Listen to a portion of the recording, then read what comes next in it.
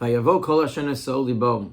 And anybody, those whose hearts motivated them, moved them, came to do the Malachas HaMishkan.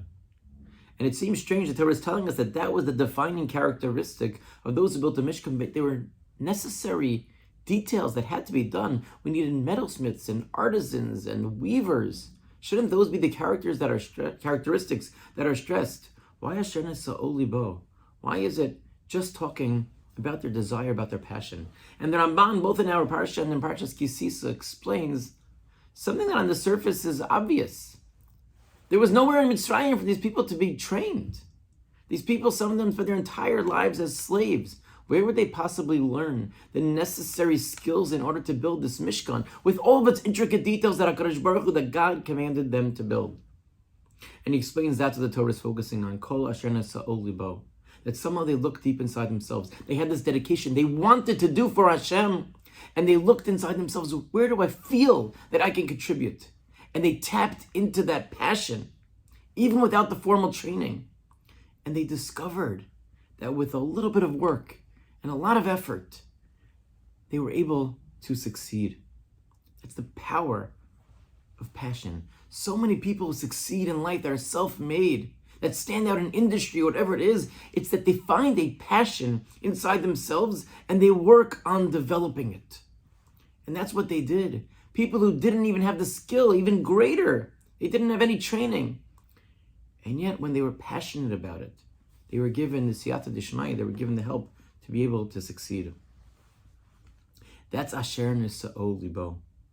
Now, this pasuk in our parsha, Rav Yerucham, the old mirror mashkiach, cites a medrash and he says, will change your life forever. He says, the pasuk in Mishlei says that the lazy one should go and watch the ant. No one's watching over the ant, and yet the ant puts away food from season to season. Why did Shlomo want us to learn this lesson in Mishlei, specifically from the ant? And the Rabbanan explain that the ant fills his home with food, he grabs wheat and straw and the little things in order to make sure that he stores it away. But the ant only lives for 6 months, and all the ant eats is 1.5 pieces of wheat, and it stores food for so much longer. Why? What's the ant thinking? Says the Medrash, Shema yigzor alai HaKadosh Baruch Hu chayim. Maybe Hashem will decree on me, this particular ant, that I will live longer. I'll live longer than 6 months, so I need to prepare, I need to have food available. But ants don't live that long. No ant has lived that long. What's the ant thinking? Shema yigzor alai chayim. Why would I be any different? And the lesson Shlomo seems to be teaching us from the ant is that if your passion and your will is strong enough, then anything is possible, even if right now it seems distant or even impossible. And certainly when you're dealing with people, and people with God-given talents, if a person could tap into those talents and figure out how to put in the effort, the sky is the limit. HaKadosh Baruch Hu has given us so much potential, and we often sell ourselves short. If people with no training can build a Mishkan and can transform the experience, the midbar, and transform themselves into artisan, that is the power of passion.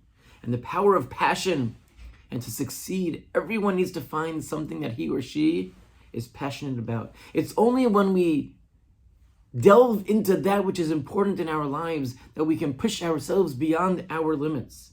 And when HaKadosh Baruch Hu sees those efforts, then HaKadosh Baruch Hu gives us siyata d'shmaya. He helps us out. But it starts with us, with kol asher nesa'u libo. What's in your heart? What is important to you? What are you passionate about? What is so important? Is it helping others? Is it your davening? Is it your tefillah? Is it figuring out what I can do for somebody else? Is it contributing at work in a way that's going to better society? There are so many different ways. But only after kol asher nesa'u libo, only after we tap into it, then HaKadosh Baruch Hu says, oh, you're trying, you put in that effort, then hopefully HaKadosh Baruch Hu blesses all of those efforts, and we are zocha to be able to achieve things that are way beyond our wildest imaginations, things that we never thought were possible. But when we put our mind, our passion, our hearts to it, and with a little siyata d'shmaya, there is no limit to what it is that we can achieve.